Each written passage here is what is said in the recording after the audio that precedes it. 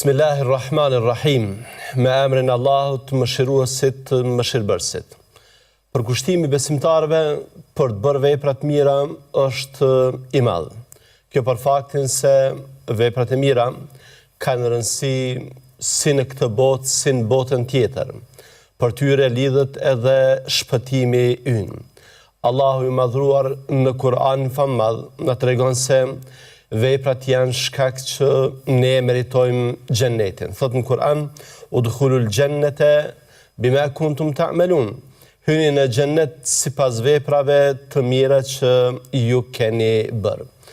Krahas tyre besimtari, pra sa është i përkushtuar për të bërë vepra të mira, ai është po kështu i përkushtuar edhe për t'ju larguar mëkateve dhe gabimeve, të cilat edhe mund t'ja rrezikojnë hyrjen në xhennet.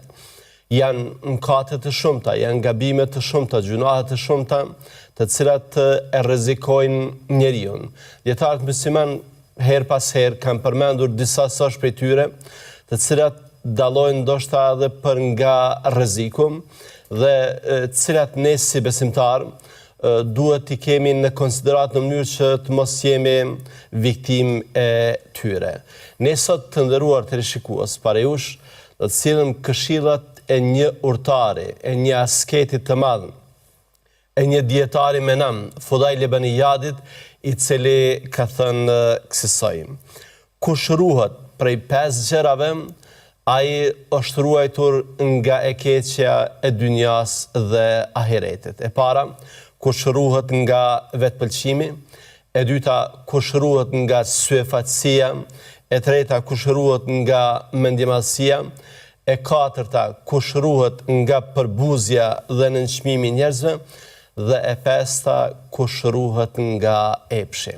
Pra, janë këto 5 gjëra, 5 çështje që nëse ne ruhemi prej tyre, atëherë me lejnë Allahut ne do të shpëtojmë në këtë botë dhe në botën tjetër. Se çfarë në të vërtetë fshihet në këto 5 këshilla, të cilat janë kuptimet dhe domethëniet e tyre, ne do të mësojmë në vazhdim, por më parë e shohim të rrugës që, siç e kemi bërë tashmë edhe tradit, ta bëjmë një përmbledhje biografike të këtij burri të madh, të këtij dietari me famë botërore, Fudajl ibn Iyadit, Allahu e mëshiroft.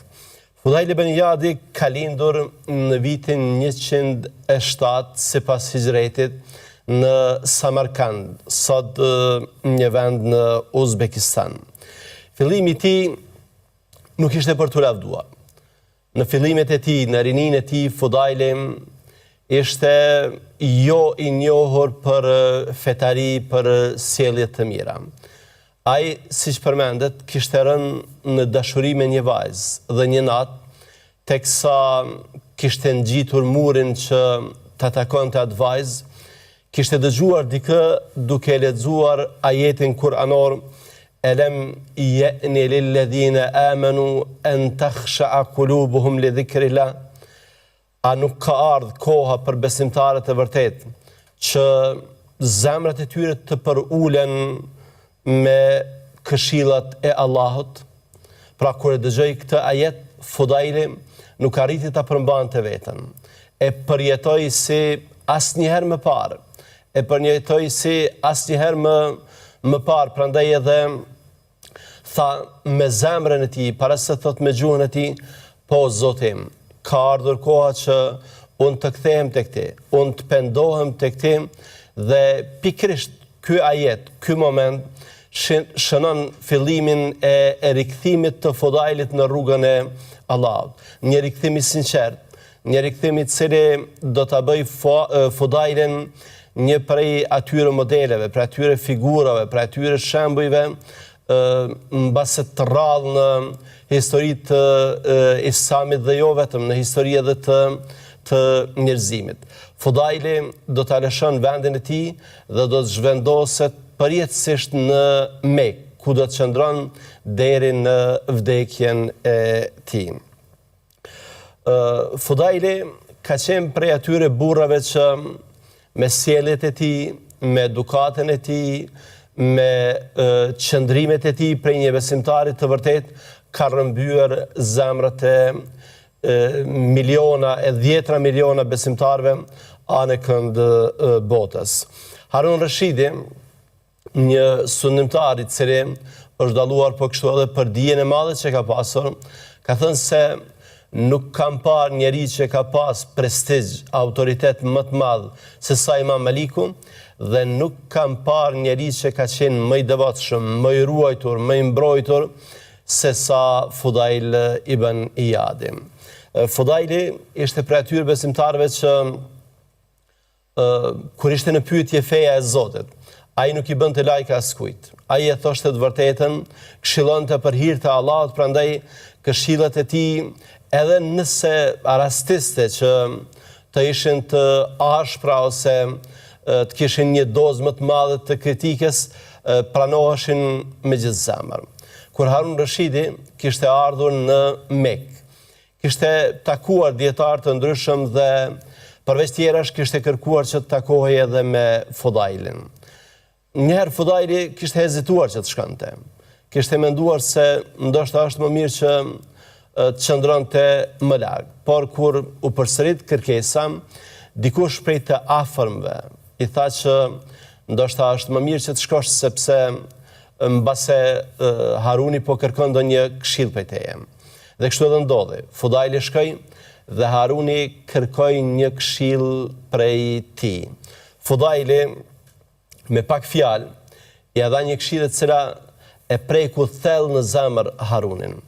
Tha, o prisi besimtarve, I shikon këta njerëz, këtë turmë të madhe të njerëzve, për secilin prej tyre veç e veç do t'japësh llogari për Allah të madhruar.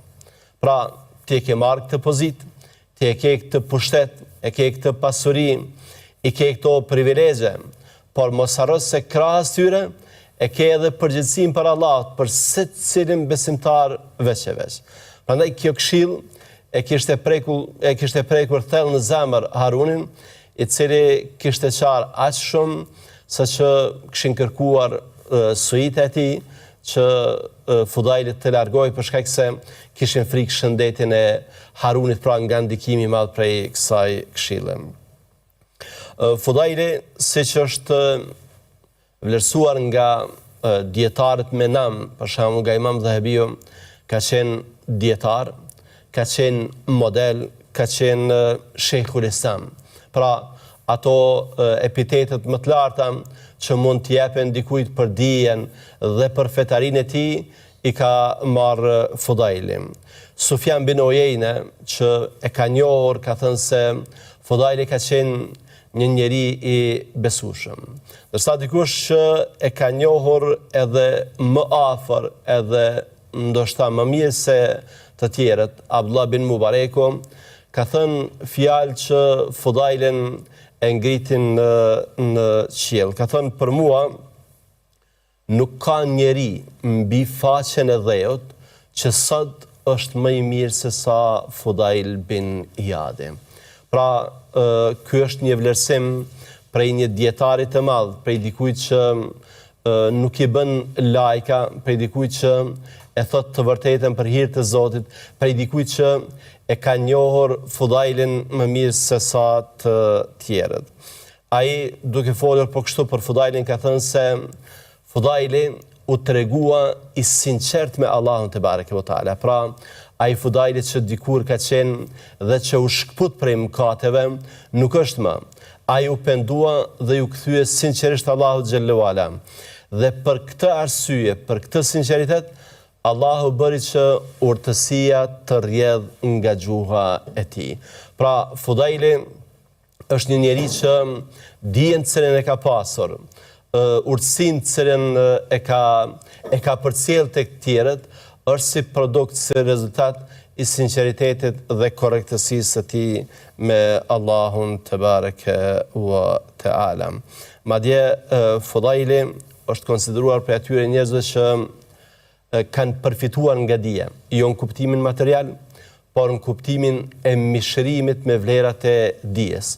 Atë që e ka ditur, mësimet kuranore, mësimet profetike, cilat Fudaili ka ditur, ka jetuar me to, ka bashkjetuar me to, I ka vënë në praktik, prandaj edhe konsiderohet si model, si shembull i cili fjalën dhe veprën i ka të ngjashme. Fudaili ka vdekur në Mekë në vitin 187 sipas hijretit. Pra ka jetuar plot 80 vite. Tani, të nderuar teleshikues, më lejoni që të prezantoj para jush këshillat e Fudailit, që siç tham janë të një rëndësie të veçantë për shkak se janë përmendur disa prej atyre gjërave që vërtet kanë potencial shkatërues sa i përket besimit, sa i përket vlerave. Prandaj ne duhet jemi vigjilent dhe syçeli ka shityrë, sepse ku ta dim ndoshta mund të prekemi në një ose formë tjetër prej tyre dhe pastaj të humbasim tek Allahu i madhruar. Këshilla e parë e Fudailit që nëse duam të shpëtojmë në këtë dhe botën tjetër, duhet të shmangim ujbin ose vetpëlqimi. Vetpëlqimi, sipas shpjegimeve që kanë dhënë dietarët, më saktë sipas shpjegimit që ka përmendur Imam Gazaliu, e bën njeriu që t'i harroj mirësitë e Allahut xhallahu ala. E bën njeriu që Allahu të mos ja përshkruaj, mos ja atribuoj mirësitë cilat ja ka dhënë. Gjurgjani, një dietar tjetër, ka thënë se vetpëlqimi nënkupton atë imagjinatën që njeriu e krijon në mendjen e tij, në shpirtin e tij, se kinse ai meriton një pozitë, një grad, një shkallë, cilën në të vërtetë nuk e meriton. Pra, është mbi vlerësim, te i vlerësim i vetvetes. Ahmed bin Yahya al-Murtada ka thënë, vetpëlqimi është ajo kënaqësia kur ti arrin diçka të caktuar, e pastaj e përdor atë për të qenë arrogant ndaj tjerëve që nuk e kanë një gjë të tillë. Pra, në thelb, në esencë, është mbi vlerësim i vetvetes dhe është përbuzje e të tjerë. Dietarët musliman janë marrë edhe me shkaqet që qëndrojnë prapa këtij tiparit të urryer shpirtëror. Kam përmendur se në radhë të parë kemi të bëjmë me mungesë të njohurive të mirëfillta fetare, mungesë të një raporti korrekt me Allahun te bareke ve teala, mungesë të bindjes në Allahun te bareke ve teala, për shkak se ky njeri që po e sheh veten të ktill, pra që po mendon se ka arritur këto mirësi, këto grada, këto vlera, ky njeri nuk po e sheh Allahun si dhurues, ndërsa Allahu na ka mësuar në Kur'an që nuk ka të mirë që ju e dispononi e që nuk është prej Allahut. Wa ma bikum min ni'matin fa min Allah, për secilën mirësi ju i detyroheni Allahut të madhruar. Po kështu, si shkak tjetër është mosnjohja e natyrës njerëzore. Secili njeri, kushdo qoftë ai, qoftë edhe më i fuqishmi në këtë planet, prapë është krijesë dobët dhe nevoja e tij për Allahun është e patjetërsueshme. Pra, vetë natyra njerëzore dëshmon se ne kemi nevojë për Allahun dhe se asgjë pa vullnetin e tij, pa ndihmën e tij nuk mund ta bëjmë. Prandaj duke ikur nga vetvetja, nga njohja e vetvetes, njeriu krijon këso perceptime të gabuara që e bëjnë që ta rrezikojë edhe raportin me Allahun e madhëruar. Po kështu, problem tjetër është që nuk njihet edhe realiteti i kësaj bote. Sikur mendon se bota është e përjetshme, sikur mendon se bota është e përhershme, sikur mendon se kjo botë nuk do të ketë fare fond, prandaj lidhet për saj sikur ai nuk do të vdes kurrë, sikur të mirat që i ka arritur nuk do të mbarojnë kurrë, prandaj krijon gjykime të tilla të gabuara që vërtet kanë pasoja të jetë mëdha. Allahu i madhruar në Kur'anin famadh dhe i dërguari i tij Muhamedi alayhi salatu wassalam në hadithe e kanë trajtuar këtë çështje që besimtarët të jenë të vëmendshëm në mënyrë që të mos rrezikohen prej saj. Për shembull, Allahu në Kur'an në kapitullin Tauba ajetin 25 ka thënë kësajm: "Laqad nasarakumullahu fi mawatin kathira wa yawma Hunain idh a'jabatkum kathratukum."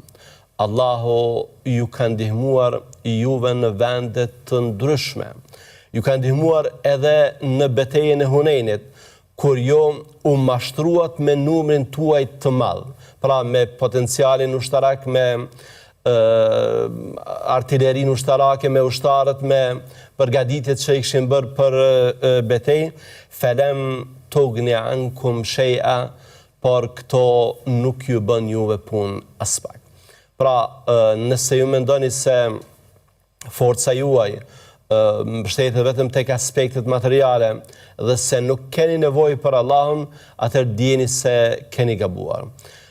Nëse ju mashtroheni me pasurinë që posedoni, me luksin, me të mirat, me pushtetin, me pozitën që ju keni arritur, dijeni se keni gabuar. Allahu ka përmendur në kapitullin Kehf rastin e dy burrave, ajetet 32-42, njëri që kishte një kopsht dhe që kishte pasuri dhe që nuk e shehte Allahun si dhurues, madje mendonte se pasuria e tij nuk do të kishte fund kurrë, dhe tjetri që e këshillonte se kjo qasje është e gabuar, ky mendim është i gabuar, kështu nuk duhet veproj një besimtar.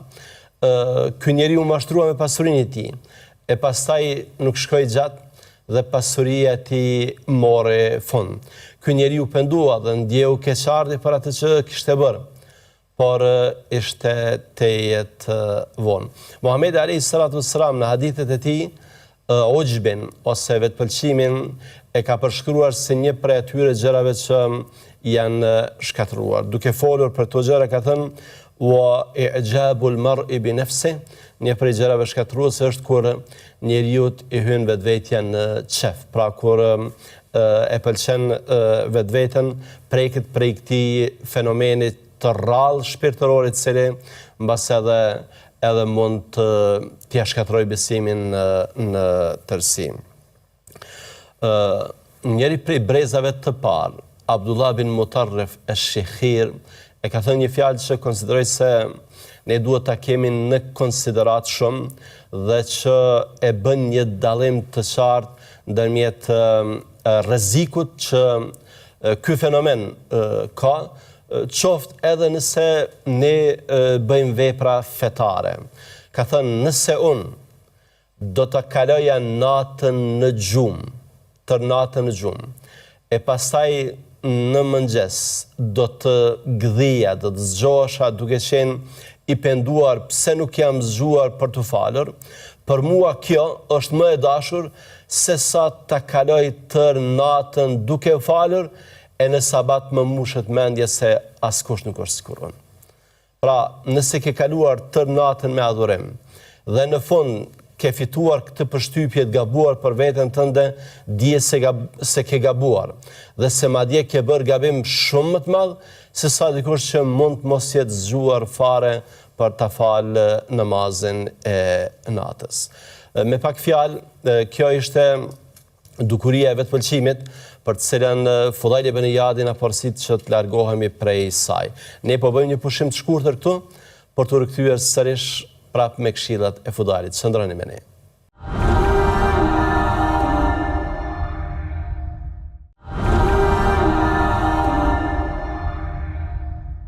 Ja u kthyem sërish me lejen e Allahut për të vazhduar me këshillat e urtarit ton, asketit të madh Fudajl ibn Iyadit. Në pjesën e parë ne folëm për një dukuri që është vërtet e rrezikshme për vetpëlqimin, ndërsa tani do të vazhdojmë me këshilla tjera të Fudajlit që janë vërtet për të pasur në konsiderat. Fudajli na porosit që nëse ne dëshirojmë që të shpëtojmë në këtë botë dhe në botën tjetër, atëherë na duhet t'i kushtojmë rëndësi një dukurie shpirtërore, në fakt duhet kujdesemi prej saj, në mënyrë që të mos jemi viktimat të saj. Fjala është për rian, ose për suefatsin, ose për shtirjen. Pra ku njeriu bën një vepër të mirë, vepër fetare, mirë po me të ka synime tjera, nuk e synon kënaqësinë Allahut te bareke ve teala, por synon kënaqësinë e njerëzve.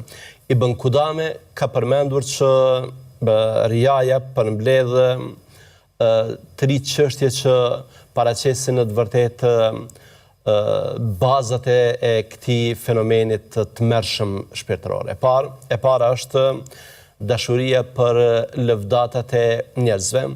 E dyta është frika nga kritika e njerëzve. Dhe e treta, synimi për të përfituar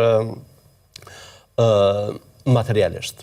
Sa i përket të parës, bazës së parë mbi të cilën ndërtohet riaja ose suefatësia, ajo ka të bëjë me lëvdatat e njerëzve. Pra, dikush prej njerëzve mashtrohet që duke synuar famën, duke synuar prestigjin, duke synuar që emri i tij përmendet, të bëj vepra të tilla, të cilat në thelb duhet të jenë për Allahun, të cilat jashtë mund duken që janë grandioze, janë të mira, por që në thelb, në esencë, përderisa nuk janë për Allahun, janë të zbrazura. Për ta shpjeguar më qartë, e keni dëgjuar hadithin e pejgamberit alayhis salatu wassalam, në të cilin ai përmend 3 veta prej atyre të parëve që do të gjykohen në ditën e llogarisë.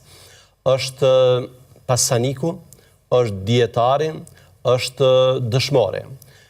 Pasaniku ka dhënë para, ka ndihmuar të tjerët dhe do ta ketë fundin në xhehenem për faktin se nuk e ka bërë për Zotin. E ka bërë që thuhet se filani është bujar. Dietari ka bërë vepra të mira, ka mësuar të tjerët, ka lënë vepra pas vete, por nuk i ka lënë për Zotin. I ka lënë që thuhet se filani ka qenë dietar. I treti është dëshmori, i cili në sy tan mund duket hero, mund duket njeri me sakrifica të mëdha, por i cili do ta ketë fundin në zjarr, për faktin se nuk ka vdekur për qëllime të pastra, ka vdekur për famë, ka vdekur për lapidar, ka vdekur për qëllime të kësaj natyre që nuk përkojnë, nuk i takojnë një besimtarit të vërtet të ketë qëllime të këtilla. Prandaj suefatësia është rrezik të jetë i madh, është prej këtyre smundjeve shpirtërore që mund të ketë një efekt zhbërës të besimit. Pejgamberi alayhis salatu wassalam e ka quajtur se shirk i vogël, idhujtari e vogël. Pra, simkat i cili ndoshta qysh në start nuk e nxjerr njeriu nga besimi, por që nëse vazhdohet me të, ai e ka të fuqinë tërheqëse drejt shirkut të madh që më pasaj njeriu të rënohet besimin në përgjithësi. Dietarët musliman kanë përmendur se përderisa ky është rreziku, atëherë ne duhet që të hulumtojmë për mënyra se si ta shërojmë veten prej këtij rreziku të jetë madh. Kanë përmendur në radhë të parë që ne secilën vepër të cilën e bëjmë, duhet ta bëjmë duke qenë të bindur se jemi direkt në vëzhgimin e Allahut të madhruar.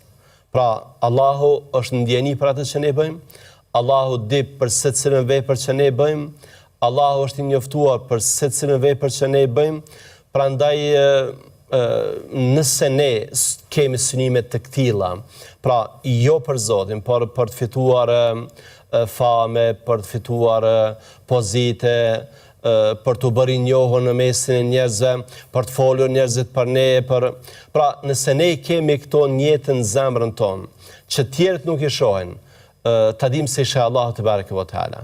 Prandaj edhe duhet që ta kemi në hatër këtë, nga se vërtet duke pas parasysh që Allahu na sheh, atëherë ne shpëtojmë prej këtij rreziku të jetë të madh. E dyta është që ne ta lutim Allahun e madhruar që Allahut na ndihmojnë në punët tona.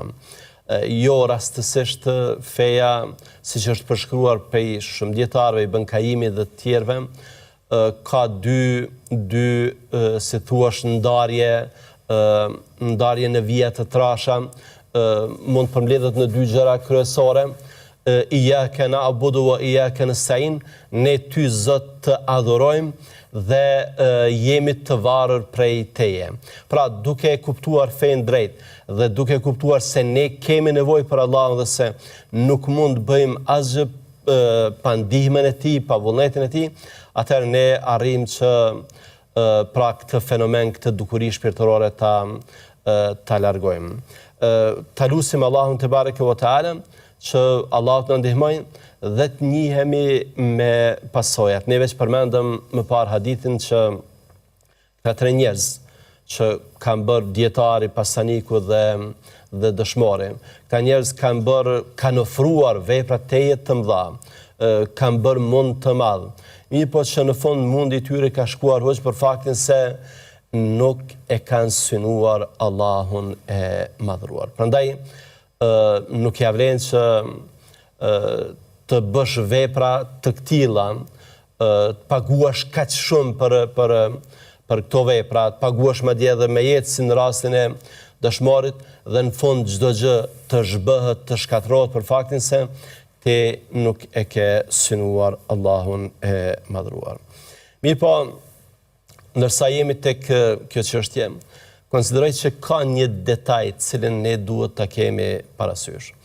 Ajo që kërkohet prej nesh është që ne ta njohim fenë më thellë, në mënyrë që të mos lëm hapësira ku dyshimet ose keqkuptimet ose mungesa e njohjes së koncepteve të drejta të na bëjë që ne pastaj të largohemi nga të mirat të mëdha. Ne duhet të ruhemi nga syfatësia, nga riaja. Por kjo nuk nënkupton që ne duke u ruajtur të marrim qëndrime ekstreme dhe pastaj të braktisim veprat. Dikush prej të parëve ka thënë, nëse njeriu nga frika e rias do të braktiste veprën, atëherë ai do t'i braktiste 2 gjëra në të vërtetë, sinqeritetin dhe vetë veprën. Pra, nëse merr këtë qëndrim të skajshëm, këtë qëndrim ekstrem, atëherë do të dëmtohesh shumë për faktin se ti do të largohesh edhe nga vepra, por edhe nga sinqeriteti. Prandaj Fudaili, Allahu mëshiroft, në një prej thënieve të tij, thënieve tjera, ka thënë që në të vërtetë riaja nënkupton që ta braktisësh veprën për shkak të njerëzve, ndërsa të bësh vepra për hir të njerëzve është shirk. Do të vazhdojmë me këshillën tjetër të Fudailit që ka të bëjë me ruajtjen nga mendjemadhësia. Mendjemadhësia, sikur edhe këto mëkate që ne i përmendëm, janë mëkate të zemrës dhe janë teje të rrezikshme. Në mësimet profetike ne gjejmë një përkufizim të shkurtër dhe shumë përmbledhës e domethënies të mendjemadhësisë. Kur është pyetur Muhamedi alayhis salatu wassalam se çfarë është mendjemadhësia, ai ka thënë që mendjemadhësia është ta mohosh të vërtetën dhe ti përbuzësh njerëzit. Pra, i tër koncepti për mendjemadhësinë përmblidhet në këto 2 gjëra, që ta mohosh të vërtetën, të mos i bindesh asaj, të veprosh në kundërshtim me të dhe që në anën tjetër ti nënçmosh, përbozësh, fyesh njerëzit. Siç e dini, mendjemadhësia është një prej atyre rreziqeve teje të mëdha. Prania e tij qoftë edhe në sasit më të vogla të mundshme, pengon njeriu nga hyrja në xhenet. Muhamedi alayhis salatu wassalam, kush ka në zemrën e tij besim të mirëfill, qoftë edhe sa fara e sinapit, pra një grindës e vogël, do të hyjë në xhenet.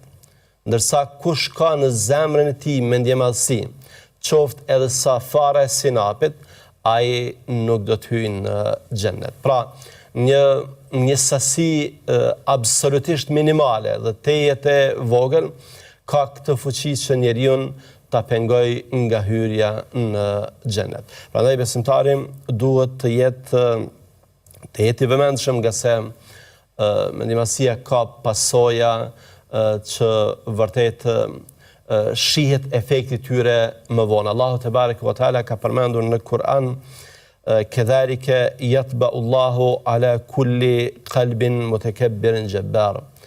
Allahu pllakos, volos zemrat e çdo mendjemadhi i cili është arrogant dhe zullumçar. Pra, kedhalika yatba'u Allahu ala kulli qalbi mutakabbirin jabbar. Kështu Allahu volos çdo zemër të arrogantit, është thënë që Allahu e pllakos zemrën e tij dhe sikur i bën një lloj perde të hekur që e vërteta pastaj nuk depërton në të.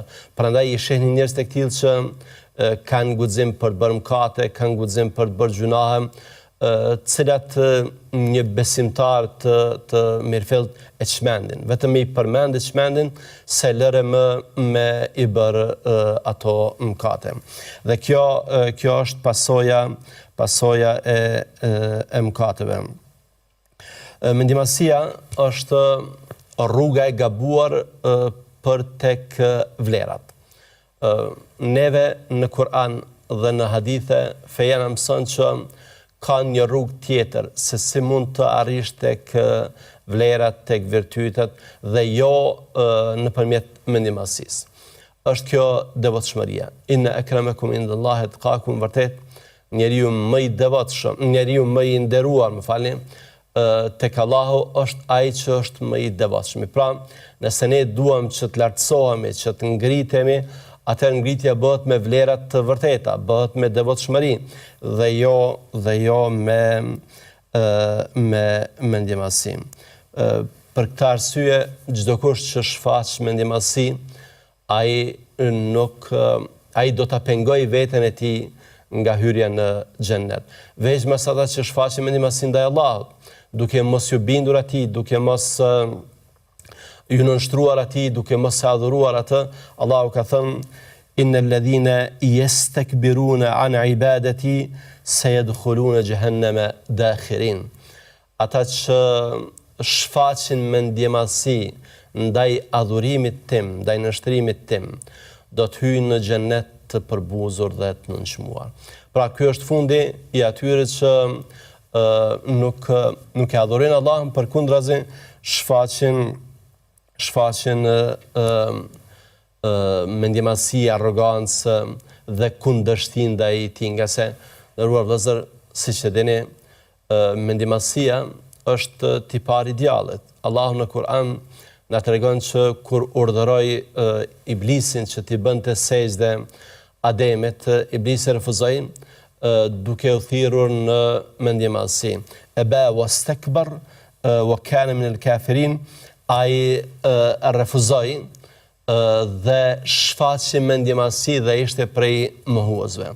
Pra, ata që shfaqin mendjemdhënj, ata janë të prekur nga ky ves, ky tipar, kjo cilësi e djallit mallkuar. Si mund ta shërojmë veten nga mendjemasia? Mendjemasia është bindje e cila reflekton. Pra, është bindje në zemër që pastaj shfaqet në vepra. Ai që është mendjemadh i nënçmon të tjerët, siç e përmendëm edhe në përkufizimin profetik për mendjemasin. Prandaj mënyra më e mirë për ta shkatruar është që ne në mënyrë praktike ta manifestojmë modestin. Pejgamberi alayhis salatu wassalam ka thënë: "Unha siç han një rob dhe ulem siç ulet një rob." Pra, edhe pse ka qenë njeriu më i vlerësuar absolutisht, njeriu më i mirë, njeriu që ka pasur dashurin më të madhe të Allahut te bareke ve teala, ai prapë është shfaqur modest.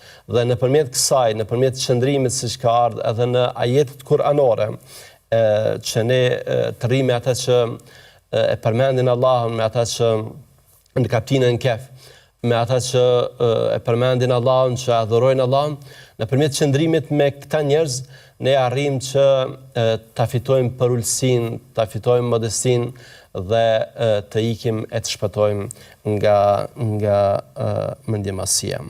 Po kështu është thënë që nëse ne duam të shpëtojmë prej mendjemasisë, nuk bëjmë keq ta kujtojmë fillimin ton, si kemi ardhur në këtë botë, si jemi krijuar, dhe fundin ton, se si do të mbarojmë kur të kthehemi prapë në tokë.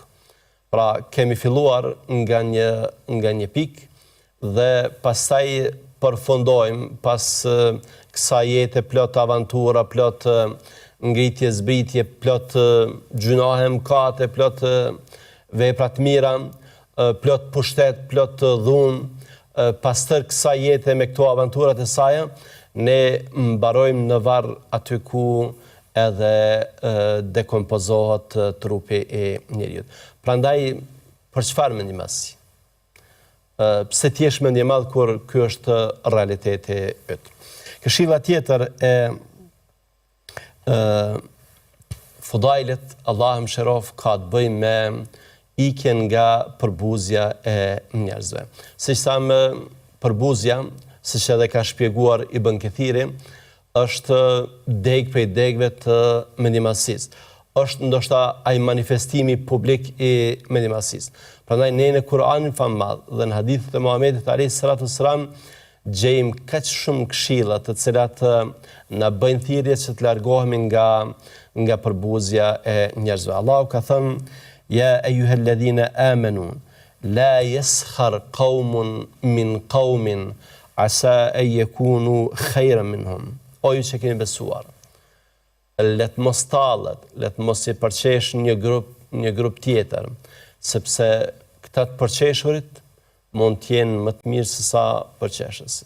Pra dikë që ndoshta nga jashtë mund ta nënvlerësosh, mund të krijosh një përshtypje se ai është objekt për të tallur me të, ose nuk ka ndonjë vlerë, ose ai tek Allahu mund të jetë më i mirë se sa shumë të tjerë. Pejgamberi alayhis salatu wassalam një ditë ka pyetur njerëzit, ka kaluar dikush pranë tij dhe kanë qenë në një mezhlis, çfarë mendoni për këtë njerëz? Kanë thënë ky është njeri i pasur, njeri me nam, njeri që nëse flet i dëgjohet fjala, njeri që thjesht i kanë dhënë një pozitë të jetë të madhe, ka heshtur. Pastaj ka kaluar një miskin, një besimtar i thjesht, një njeri i varfër që kur i ka pyetur për të, kanë thënë se ky njeri është i varfër, është i papozit, nuk ka praninë në shoqëri, prandaj askush nuk ia varr veshën, askush nuk e merr fjalën e tij, askush nuk e pranon për ndërmjet, askush nuk e shet si dikushi që i avlen të bësh diçka për të. Pejgamberi alayhis salatu wassalam tha, ky është mendimi juaj, ndryshe ky njeri i vetëm është më i mirë se sa ai i pari, edhe sikur e tërë bota të ishte sikur ai. Pra një njeri i vetëm që ju e keni nënvlerësuar tek Allahu te bareke ve teala është shumë më i mirë dhe më i vlerësuar se sa këta që ju po i vlerësoni sipas kritereve tuaja. Teksa jemi tek ky tipar i rrezikshëm, ndëruar, do doja të përmend diçka dietarët kanë vënë re duke u referuar një hadithi të pejgamberit alayhis salatu wassalam, dhe që e shpërfaq këtë mendjemadhsinë, por në një formë dinake, në një formë tjetër, jo të drejtë për drejtë. Muhamedi alayhis salatu wassalam, si qëndron në Sahihun e Muslimit, ka thënë: "Idha qala ar-rajul halaka an-nas fa huwa ahlakuhum." Nëse një njeri thot janë prish njerëzit, ky njeri është më i prishuri. Imam Neveviu ka thënë, Kjo për faktin se ky njeri ka dalë në publik, ka dalë para të tjerëve dhe duke predikuar këtë prishje të njerëzve, në thonjza, ai në fakt ka dashur që të flet për veten e tij se këta janë prishur ndërsa unë jam i vetmi që jam në rrugën e drejtë. Prandaj është një lloj vlerësimi në heshtje për vetveten, është promovim në heshtje për vetveten, është mendjemallësi e shprehur në një mënyrë tinzare dhe dinake. Prandaj edhe pejgamberi alayhis salam ka thënë që këta njerëz që po e shfaqin mendjemallësinë në këtë formë, po i përbuzin njerëzit në këtë formë, këta njerëz në të vërtet janë më të shkatëruarit, këta njerëz janë më të lajthiturit dhe më të devijuarit. Këshilla e fundit e Fudailit, Allahu mëshiroft, ka të bëjë me epshin. Epshin në kuptim të çdo gjëje e cila na shmang, na largon nga rruga e Allahut te bareke ve teala. Allahu ka thënë në Kur'an: زين للناس حب الشهوات من النساء والبنين والقناطير المقنطرة من الذهب والفضة والخيل المسومة والأنعام والحرث ذلك متاع الحياة الدنيا والله عنده حسن المآب. Njerëzve ju janë zbukuruar dashuria ndaj grave, djemve, pasurisë së grumbulluar nga ari argjendi, ndaj kuajve të stolisur, bagtis më falni e bujqësisë, këto janë kënaqësi të kësaj bote, por tek Allahu është e ardhmja më e mirë. Pra, njerëzit janë të prirë që të kenë një anim karshi këtyre gjërave që janë të këndshme, janë të dashura, anim ndaj grave, anim për të pasur djem më shumë, pra fuqi, si që është menduar që duke pasur një familje të gjerë, duke pasur meshkuj shumë, bësh i fortë, duke pasur pastaj pasuri tjera, këto gjëra janë ato që përmbridhen si histori e kësaj bote, se diçka që ka të bëjë me këtë botë që për një besimtar nuk duhet të jenë primare, nuk duhet të kenë prioritet për faktin se ajo që është për ne tek Allahu te bareke ve teala është shumë më e madhe dhe shumë më e mirë. Prandaj ne duhet të jemi të kujdesshëm karshi kësaj, nga se kjo mund të na rrezikojë. Është përmendur që rreziku i epsheve është i madh. Në Kur'an Allahu te bareke ve teala duke përmendur një grup njerëzve, فَخَلَفَ مِنْ بَعْدِهِمْ خَلْفٌ أَضَاعُوا الصَّلَاةَ وَاتَّبَعُوا الشَّهَوَاتِ. Pas atyre brezave të mirë erdhën breza që e lënë namazin dhe i pasuan epshet, pra ndjekja e epsheve, vrapimi pas tyre, animi ndaj tyre, është një prej atyre treguesve që njeriu mbas edhe mund të ketë lajthitur. Prandaj rreziku prej epsheve që kanë të bëjnë veçmas me anën shpirtërore, është te jeti madhë. Pra kur njeriu i jep diçkaje përparësi ndaj Allahu te bareke ve teala, kur nuk e ka Allahu në plan të parë, kur nuk e ka kënaqësinë e tij në plan të parë, është rrezik te jeti madh. Ibn Taymije ka thënë që ky rrezik për faktin se shpirtëror është shumë më i madh se sa rreziku i epsheve që kanë të bëjnë për shembull me gratë ose me gjëra tjera, nga se një njeri mund të jetë i sprovuar me to. E pastaj Allahu te bareke ve teala e mëson dhe pendohet ose edhe bën vepra të mira që i shryejnë ato gabime dhe ato gjuna. Ndërsa nëse epshi i ka depërtuar në zemër, atëherë ai e ka të pamundur që të pendohet nga se sheh veten si të panevojshëm për të penduar dhe rrjedhimisht edhe vazhdon në këtë mëkat i cili përfund e ka shkatërimin e tij.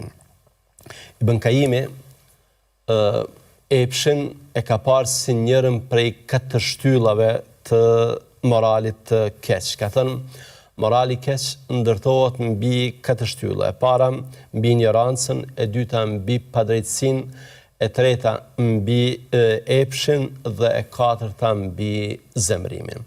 Pra, kjo sjellje ky tipar është i rrezikshëm nga se është bazë për të ndërtuar diçka të keqe dhe kushdo që e përvetson këtë moral, ai në fakt ka vënë një bazë, ka ndërtuar një bazë mbi të cilën pastaj do të ndërtohet edhe morali i keq, që në kupton se lajthitja, devijimi, degenerimi i tij do të vazhdojnë. Për fond të nderuar dhe të respektuar vëllezër dhe motra, nga kjo këshill e bukur e Fudail ibn Iyadit, ne mësuam për largimin nga disa prej atyre tipareve të rrezikshme shpirtërore, të cilat mund të na humbasin në këtë dhe botën tjetër.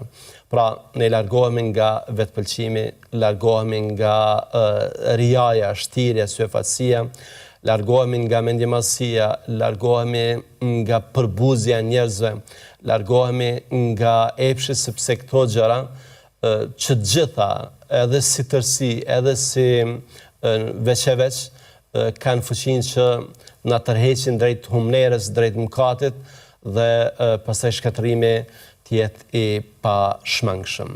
Ne duke u larguar prej tyre fitojmë kënaqësinë e Allahut te bareke ve teala dhe shpëtojmë në këtë botë dhe në botën tjetër. Allahun e lutim që Allahu na mbajt të udhëzuar në rrugën e drejtë deri në vdekjen tonë dhe deri në takimin e radhës, qofshin në mbrojtjen e tij. Assalamu alaikum wa rahmatullahi wa barakatuh.